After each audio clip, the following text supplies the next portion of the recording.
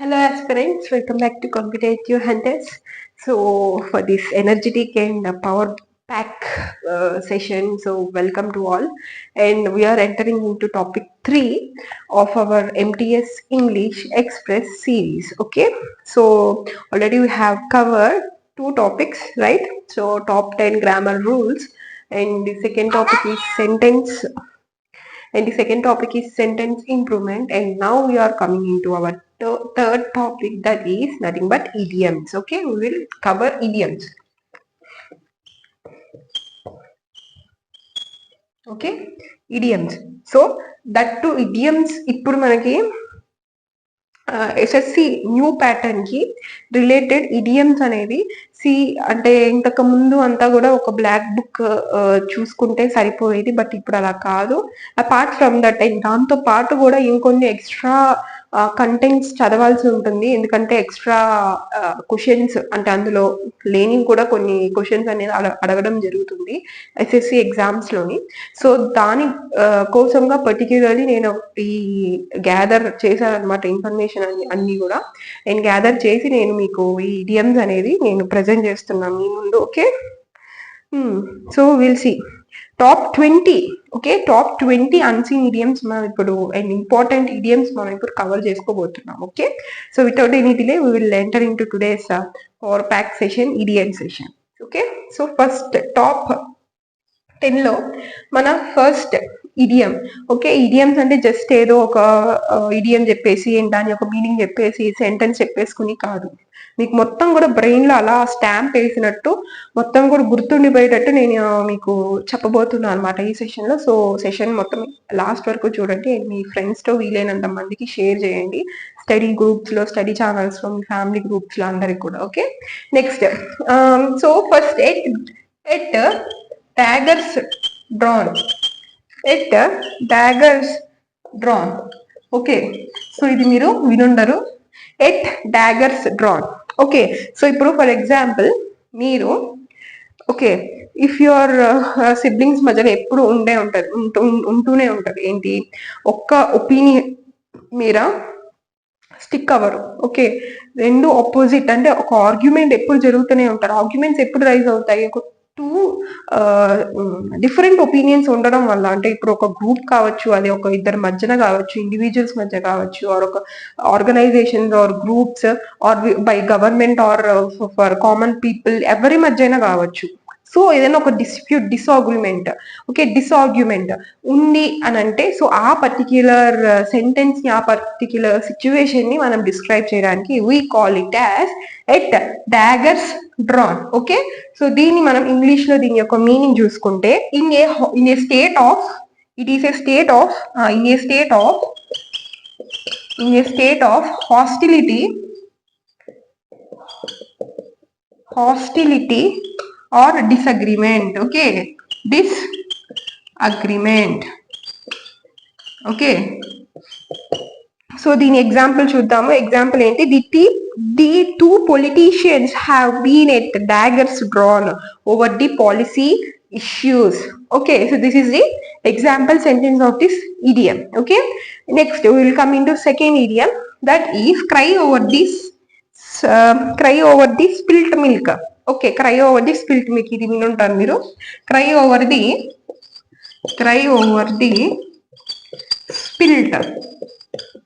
spilt milk.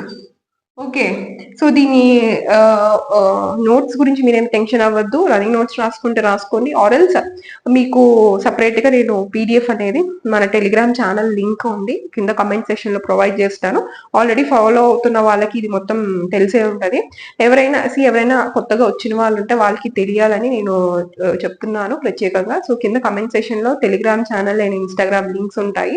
So అక్కడి నుంచి మీరు జాయిన్ అయిపోతే టెలిగ్రామ్ లో నేను మొత్తం క్లాస్ అప్డేట్స్ అండ్ క్లాసెస్ యొక్క PDFs and current affairs and question of the days, మొత్తం general studies and current affairs మీద నేను అక్కడ పోస్ట్ చేస్తుంటే ఒకసారి జాయిన్ అయితే మీకు అర్థమవుతుంది. సో అక్కడి నుంచి మీరు పీడిఎఫ్ ని డౌన్లోడ్ చేసుకోవచ్చు. Okay, free, everything is free of cost. Okay, next cry over the spilt milk. So ఏంటి cry over the spilt milk అంటే, cry over the spilt milk అంటే సో ఇప్పుడు ఫర్ ఎగ్జాంపుల్ మీకు మిల్క్ ఉంది, milk కింద పడిపోయింది. Okay, అంటే milk something ఎక్కడి నుంచో మిల్క్ ప్యాకెటో లేకపోతే బర్రె పాలో బఫెల్లో మిల్క్ సంథింగ్ ఇది తీసుకొచ్చేటప్పుడు అది కింద పడిపోయింది. సో కింద పడిపోయిన మిల్క్ ని మళ్ళీ మనం తీసుకొచ్చి కంటైనర్ లో పెట్టగలమా? కంటైనర్ లో కానీ ప్యాకెట్ లో కానీ అగైన్ మళ్ళీ can't packet again. Okay, so దాని గురించి ఏడవడం దేనికి? It's a waste of time. Okay, worrying, okay, crying, okay, అంటే బాధపడడం, ఆలోచించడం, అంటే మళ్ళీ వెనక్కి తిరిగి తీసుకురాలేని విషయాల కోసం ఇప్పుడు ఉన్న టైంని వేస్ట్ చేసుకోవడం అనమాట. యూస్లెస్ పని చేయడం అనమాట. అవునా కదా? సో ఇదే అనమాట. So cry over the spilt milk అంటే see wasting time worrying about something that has already అయిపోయింది. దాన్ని మనం తిరిగి మళ్ళీ వెనక్కి తీసుకురాలేము. Okay, we can't change it. Okay, so దాని గురించి టైం వేస్ట్ చేసుకుంటూ దాని గురించి వరీ అవ్వడము, టెన్షన్ అవ్వడము, డిప్రెషన్ లోకి వెళ్ళడము నో. సో ఫర్ ఎగ్జాంపుల్ ఏదైనా సంథింగ్ ఒక ఎగ్జామ్ లో మీరు కట్ ఆఫ్ వరకు రీచ్ అయ్యారు. ఓకే, జస్ట్ ఒక 2 మార్క్స్ హాఫ్ మార్క్ తోని మీరు క్వాలిఫై అవ్వలేదు. సో అటువంటి సిచ్యువేషన్స్ లో ఏంటి, ఓకే కొంచెం బాధ ఉంటది. బట్ ఈవెన్ దో మనం గెట్ త్రూ అయ్యి we have to come back and you have to give our full energy for our next examination. అంతేగాని దాని గురించి ఆలోచించుకుంటూ ఉంటే there is nothing use. Okay, దీని మీద ఒక ఎగ్జాంపుల్ చూద్దాము. What there's no use crying over spilt milk, let's focus on the solution. Okay, let's focus on the solution. So మీరు కూడా ఇటువంటి సిచ్యువేషన్స్ ఎప్పుడైనా వచ్చినప్పుడు ఎందుకు దాని గురించి బాధపడడం దేనికి, వేస్ట్ ఆఫ్ టైమ్ అని అనే బదులు stop crying over the spilt milk. Okay, so just think about your future అని ఇలా ఒక మంచి సెన్స్ లోని మీరు చెప్పచ్చు. Okay, next third will go to third idiom. Throw down the gauntlet. Okay, throw down the gauntlet. Okay, to challenge someone. Okay, నువ్వు చూస్తూ ఉండు. సంవత్సరం లోపు నేను జాబ్ కొట్టకపోతే అప్పుడు వచ్చి నన్ను అడుగు. ఓకే, సో అంటే ఏంటి, ఛాలెంజ్ చేయడం. నువ్వు చూస్తూ ఉండు, 5 seconds లో నేను ఈ మొత్తం బిర్యానీ నేను తినేస్తాను, 2 minutes లో నేను ఈ మొత్తం మంది బిర్యానీ మొత్తం నేను తినేస్తాను. Okay, that is what challenging to someone. Okay, so challenge చేయడం. ఓకేనా, చూస్తూ ఉండు అవుతుందో లేదో చూసుకుందాం, నువ్వో నేనో చూసుకుందాం. సో ఇటువంటి ఛాలెంజెస్ చేసే సిచ్యువేషన్ లోని మనము ఈ యొక్క ఇడియం ని యూస్ చేయొచ్చు. Okay, example, the team threw down the gauntlet to their rivals in the championship. Okay, this is the example sentence. So మీరు ఒకసారి పీడిఎఫ్ డౌన్లోడ్ చేసుకుంటే మీకు ఇంకా క్లారిటీగా అర్థం అవుతుంది. ఓకే, సో ఇక్కడ జస్ట్ మీరు ఎక్స్ప్లెనేషన్ వినండి, మీకు గుర్తుండడానికి, మీరు బై హార్ట్ చేయడానికి అండ్ రివిజన్ పర్పస్ కోసం పీడిఎఫ్ డౌన్లోడ్ చేసుకుని అది జస్ట్ రెగ్యులర్ బేసిస్ మీద మీరు రివిజన్ చేసుకుంటే ఖచ్చితంగా మీకు ఎగ్జామ్ వరకు గుర్తుంటుంది. ఓకే, జస్ట్ ఈ సెషన్ చూసి మీరు వదిలేస్తే మాత్రం మీకు గుర్తుండదు. కనీసం వీడియో అయినా మళ్ళీ చూడండి, ఆర్ఎల్స్ పీడిఎఫ్ అయినా డౌన్లోడ్ చేసుకుని మధ్య మధ్యలో చదువుకుంటూ ఉండండి, అప్పుడు కానీ గుర్తుండదు. ఓకే, ఆబ్వియస్లీ వీఆర్ నాట్, మనమేమి రజనీకాంత్ చేసిన రోబో చిట్టి కాదు. ఒకసారి చూసుకోగానే పర్మనెంట్ గా డిస్మాండిల్ చేసేంత వరకు మనకు గుర్తుండడానికి. So we all are humans. So humans కి గాడ్స్ గిఫ్ట్ ఏంటి, మతి మరుపు. సో మర్చిపోతాం కాబట్టి గుర్తుండడానికి ఫ్రీక్వెంట్ గా ఒకసారి అది మళ్ళీ చదివింది మళ్ళీ చదువుతూ ఉంటే ఇప్పుడు కానీ గుర్తుండదు బ్రెయిన్ లో. Okay, revision is very important. Next we will move into fourth idiom, that is cut to the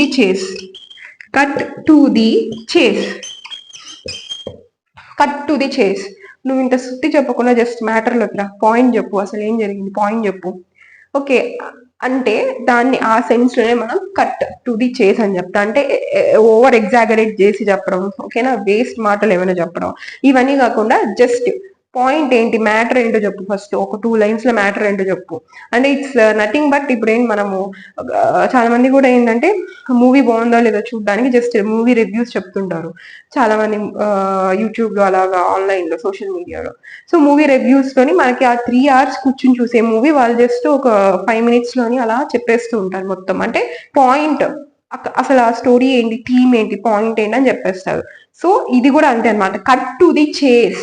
okay, అంటే skip all preliminaries and get to the main point. Okay, okay, skip all preliminaries and get to the main point. Okay, ఈ sense లో మనం ఈ idiom ని వాడతాము. Next coming to example, let's cut to the chase. What is the budget for this project? Okay, this is the example sentence. Next we will move into fifth idiom, fly in the ointment. Fly in the ointment. Okay,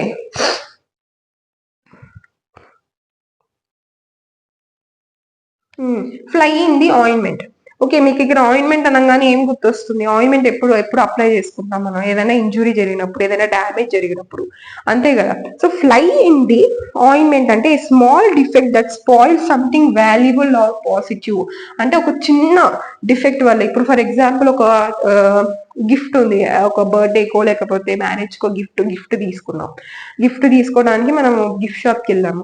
so తీసుకున్నప్పుడు ఒక మంచిది, ఒక gift article బాగా నచ్చింది, but దానికి కిందన something ఒక మరక మచ్చ లాంటిది ఏదో ఉంది. సో మనం ఏం చెప్తాం, it's everything was good but it's like A fly in the ointment అని చెప్తాము. అంటే ఏ స్మాల్ డిఫెక్ట్, అంటే ఆ ఒక్క డిఫెక్ట్ వల్ల మనకి ఆ మొత్తం కూడా అంతా స్పాయిల్ అయిపోతుంది, దాని లుక్ కానివ్వండి అన్ని కూడా. ఓకే, సో దాన్ని మనం ఏమంటాము, fly in the ointment. Okay, will see the example sentence. The only fly in the ointment was the late arrival of the keynote speaker. Okay. Next, throw one's hat into the ring. Throw one's hat into the ring.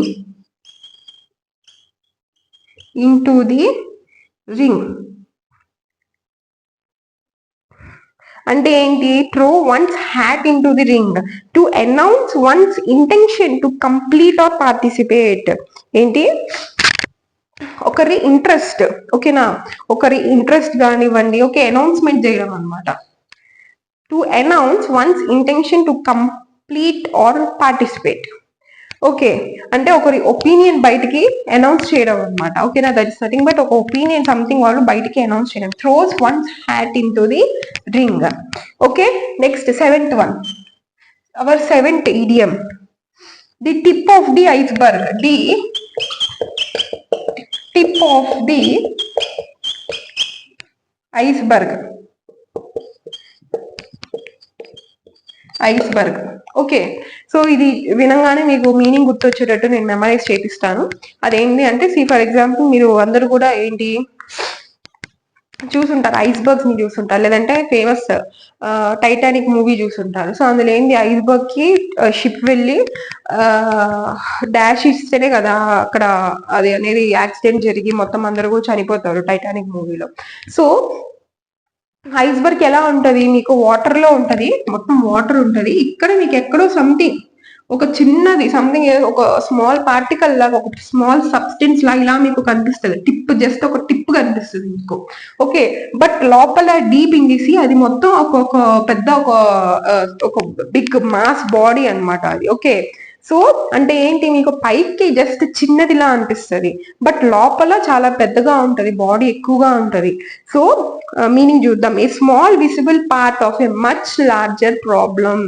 Okay, అంటే just చూడ్డానికి బయటికి మనకి చిన్నగా కనిపిస్తుంది, but దాని లోపలికి వెళ్ళి చూస్తే చాలా పెద్ద ప్రాబ్లం ఉంటది. ఓకే, సో ఆ సిచ్యువేషన్స్ లో మనం యూస్ చేసే ఇడియం ఏంటి, the tip of the iceberg. Okay, the recent layoffs are just the tip of the iceberg of the company's financial issues. Okay, so this is the example sentence. We will move into 8th idiom, that is a blessing in the disguise. A blessing in the disguise. Okay, meaning something that seems bad at first but turns out good.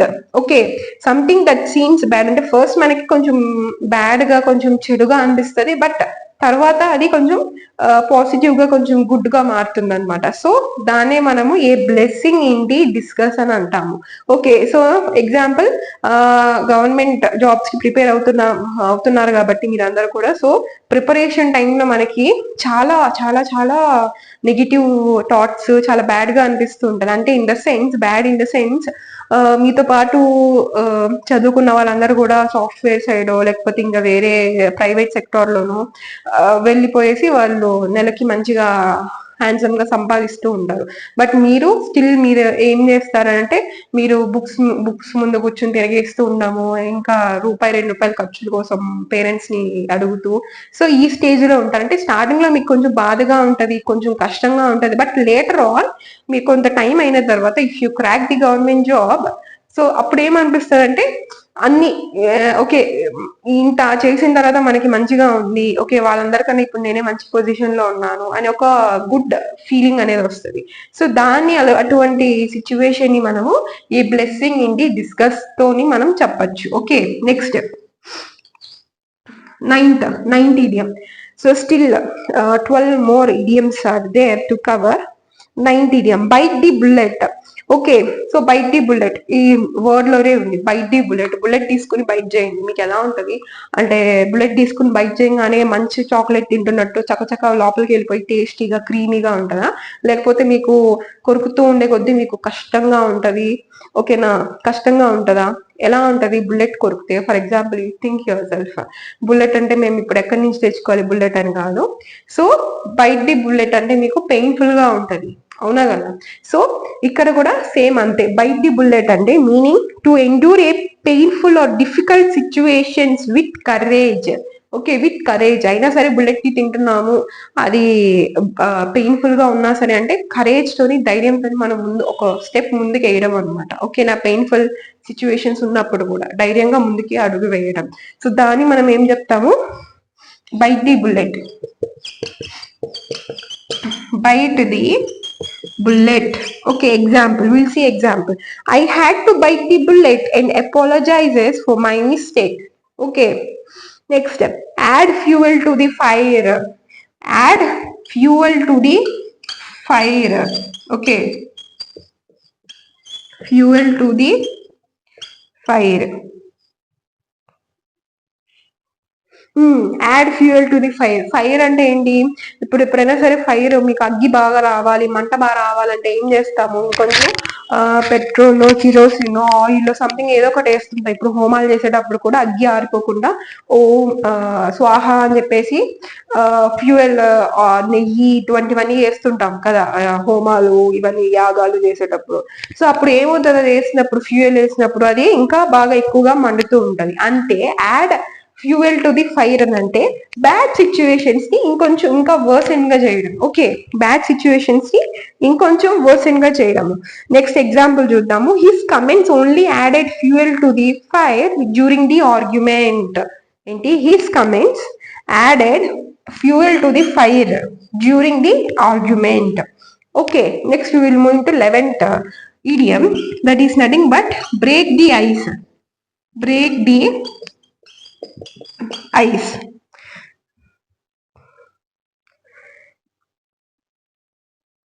Break the ice.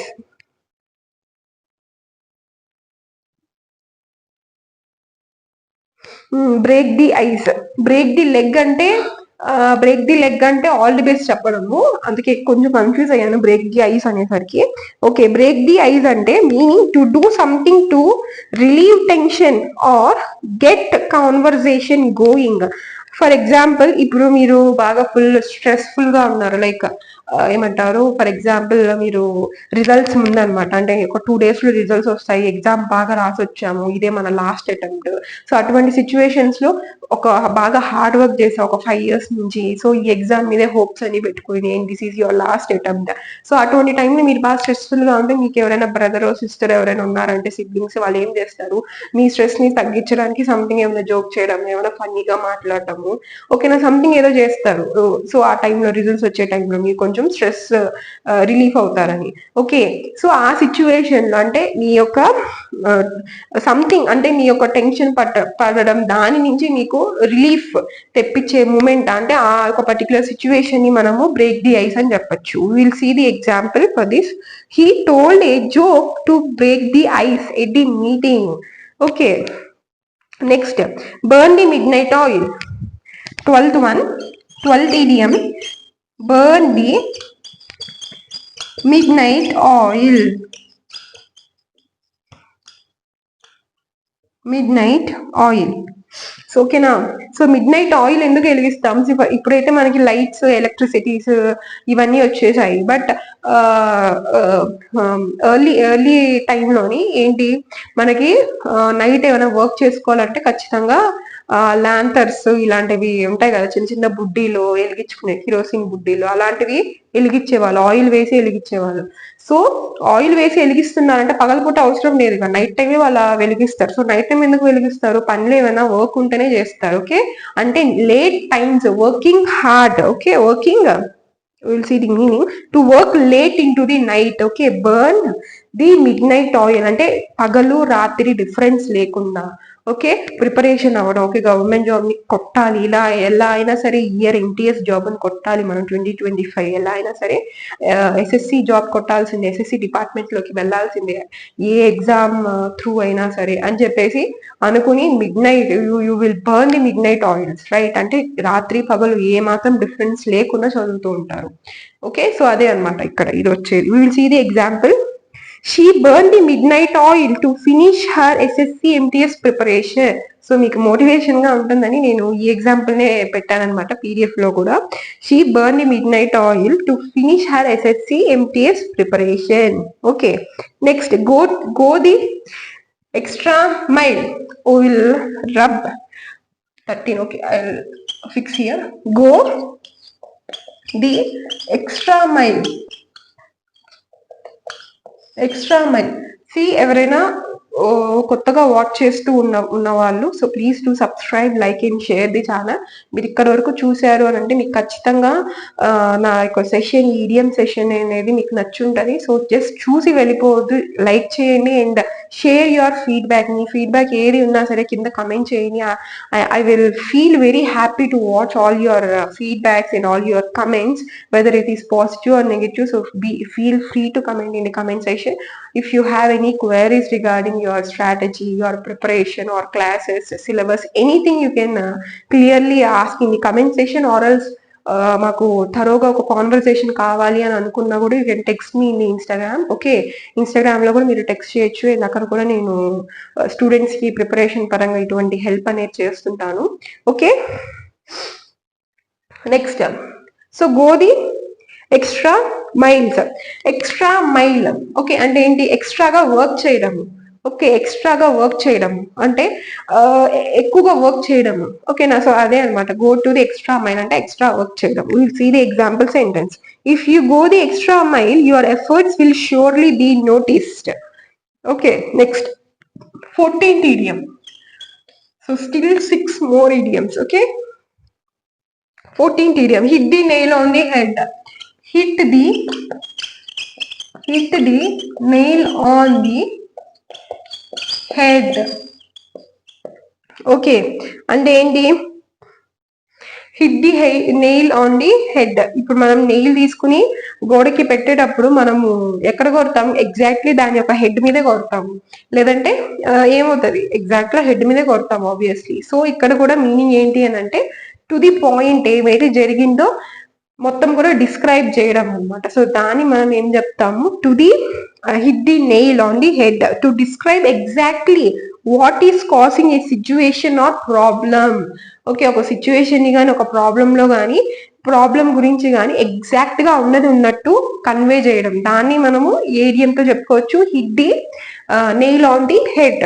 Okay, next idiom 15 caste in stone. Caste in stone.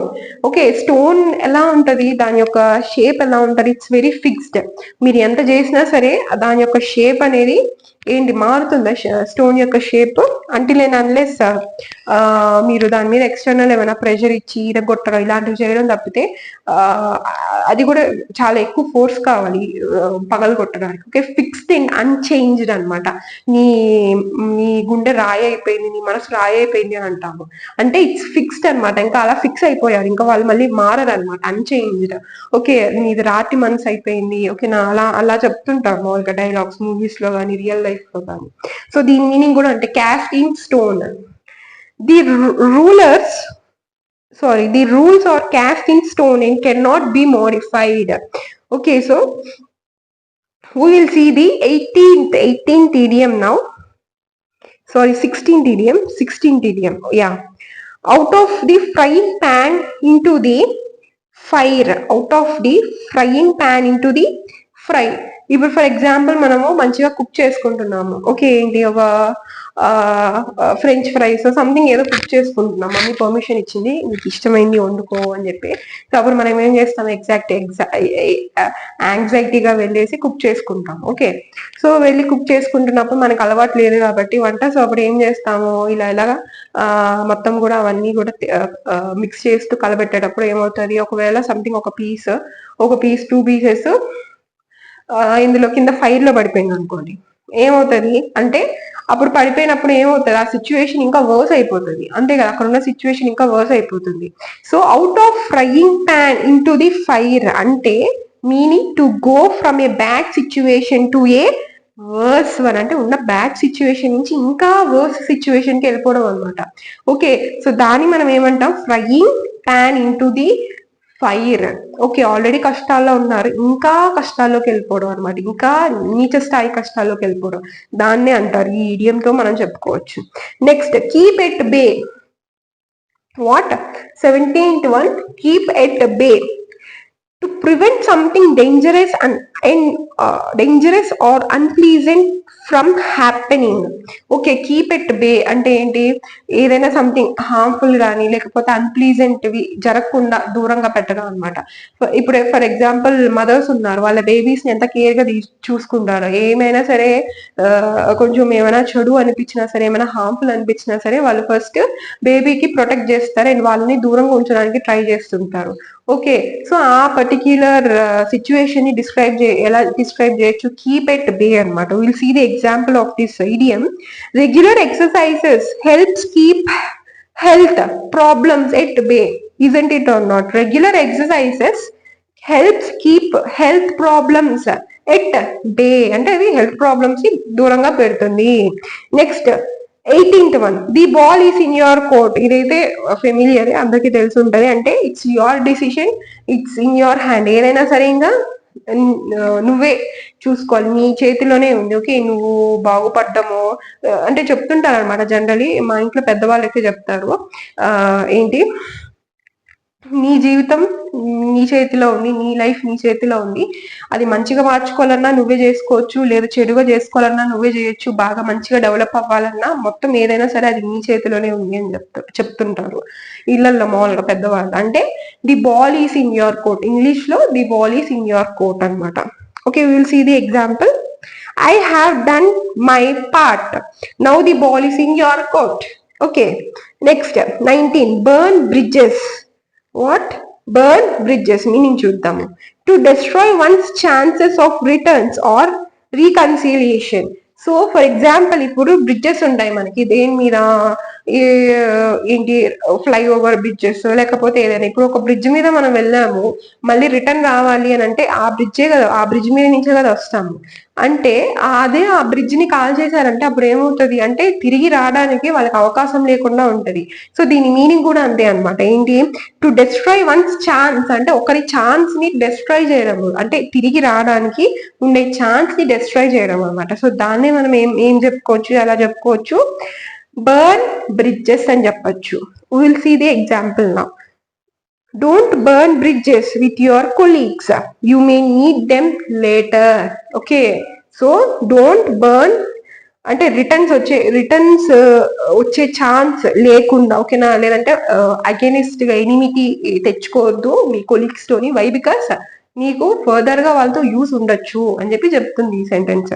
Next, so finally we're getting into 20th top 20 idioms లో top 20కి వచ్చేసాం మనం. Last one, a red herring. So we will see the meaning. Something that misleads or distracts from the main issue. Okay, so mainly phone ఉంది for example. మనం ఏంటంటే మీరున్నారు, okay నా class చూడడం కోసం అని చెప్పి మొబైల్ తీసుకుని యూట్యూబ్ ఓపెన్ చేశారు, సంథింగ్ ఏదో సంథింగ్ డౌట్ వచ్చింది అని చెప్పి యూట్యూబ్ ఓపెన్ చేసుకుని ఓకే మేడం క్లాస్ విందామా అని చెప్పేసి వచ్చారు. సో ఫైనల్లీ మీరు ఏం చేస్తారు, మీరు క్లాస్ చూడడానికి యూట్యూబ్ ఓపెన్ చేస్తారు, బట్ ఫైనల్లీ నవ్వుకుని పోతారు. అంటే ఇన్ ద సెన్స్ మీరు షార్ట్స్ ఓపెన్ చేస్తారు. సో ఆ షార్ట్స్ ఓపెన్ చేసిన తర్వాత ఇంకా ఫింగర్ ఆగదనమాట, పోతూనే ఉంటది. ఓకే, సో ఇక్కడ మీకు ఫోన్ అనేది ఏంటి, ఒక డిస్ట్రాక్ట్ చూడండి. అంటే మీరు వచ్చింది దేనికి, యూట్యూబ్ ఓపెన్ చేసింది దేనికి, క్లాస్ వినడం కోసం, బట్ చేసింది ఏంటి, సంథింగ్ అదర్, అంటే which is nothing but that is called as distraction అయింది. సో దాన్నే మనము ఈ యొక్క ఇడియంతో చెప్పుకోవచ్చు. We'll see the example. The discussion about salaries was a red herring. The real problem was work condition. Okay, so 20 top 20 idioms మనకి ఈ రోజు అయితే మనం కంప్లీట్ చేసుకున్నాము. ఓకే,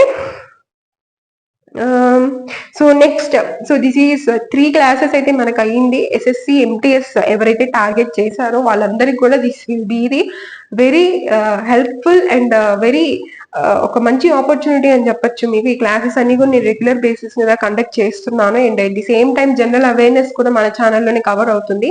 దానికి పంచజ్ఞాన్ సిరీస్ అని పేరు పెట్టాం. వై, బికాస్ టాప్ 5 ప్రతి సబ్జెక్ట్ లోని, ఈచ్ సబ్జెక్ట్, జోగ్రఫీ, హిస్టరీ, ప్రతి సబ్జెక్ట్ జనరల్ అవేర్నెస్ సెక్షన్ లో వచ్చేది ప్రతిదీ కూడా ఒక్కొక్కటి కవర్ అవుతూ వస్తుంది. ఆల్రెడీ జోగ్రఫీ అయిపోయింది. సో ఎవరైనా వాచ్ చేయని వాళ్ళు ఉంటే, రిక్వైర్మెంట్ ఉంది మాకు జోగ్రఫీలో, మాకు తక్కువ మార్క్స్ వస్తున్నాయి, మేము సిలబస్ ఇంకా కవర్ అవ్వలేదు అని అనుకున్న వాళ్ళందరూ కూడా మీ ఆర్ఎల్ సిలబస్ అయిపోయిన వాళ్ళు కూడా మీ యొక్క ప్రిపరేషన్ బూస్ట్ అవ్వడానికి, లేటెస్ట్ ప్యాటర్న్ కి అనుగుణంగా క్వశ్చన్స్ ఎక్కడి నుంచి వస్తాయో ఇవన్నీ కూడా నేను అనాలిసిస్ చేసి టాప్ 5 కాన్సెప్ట్స్, టాప్ 5 టాపిక్స్ అనేవి నేను తీసుకొచ్చి నేను కవర్ చేస్తున్నాను. ఆల్రెడీ జోగ్రఫీ అయిపోయింది and we entered into history also. History పంచజ్ఞాన్ కూడా స్టార్ట్ అయిపోయింది ఆల్రెడీ, ఒక చాప్టర్ అయింది. ఐ మీన్ ఒక topic, dynasties and their founders and important ruler in that dynasty and few features of that dynasty మనం cover చేసుకున్నాము. And second topic కూడా ఈ రోజే మీకు మాక్సిమం మన యూట్యూబ్ ఛానల్ అవైలబుల్ లో ఉంటుంది. సో ఎవరైనా కవర్ చేయని వాళ్ళు ఉన్నారా అంటే it will be helpful for you. So చూడండి. అండ్ ఇంకెవరికైనా మీరు షేర్ చేయాలి అని అనుకుంటే, ఎవరైనా ప్రిపేర్ అవుతుంటే వాళ్ళకి కూడా షేర్ చేయండి. ఓకే, విద్య అనేది మనం ఎంత పంచి పెడితే అంత మీకు ఏమవుతుంది, జ్ఞానం అనేది పెరుగుతుంది. ఓకేనా, విద్య అనేది దాచుకుంటే, ఇప్పుడు డబ్బుని దాచుకుంటే డబ్బు డబల్ అవుతుంది, ట్రిపుల్ అవుతుంది. బట్ విద్యని ఎంత పంచితే మనకి అంత ఎక్కువ అవుతుంది విద్యని. ఓకేనా, సో అందుకని అందరికి కూడా షేర్ చేయండి guys. Okay, so share your feedback in the comment section and don't forget to like, share and subscribe, and also attend the topic 4 session. Okay, if you missed the topic first and second topic, so we will cover those topics, okay, in our MTS English Express. Okay guys, see you in the next useful session. So until then, stay tuned to the channel.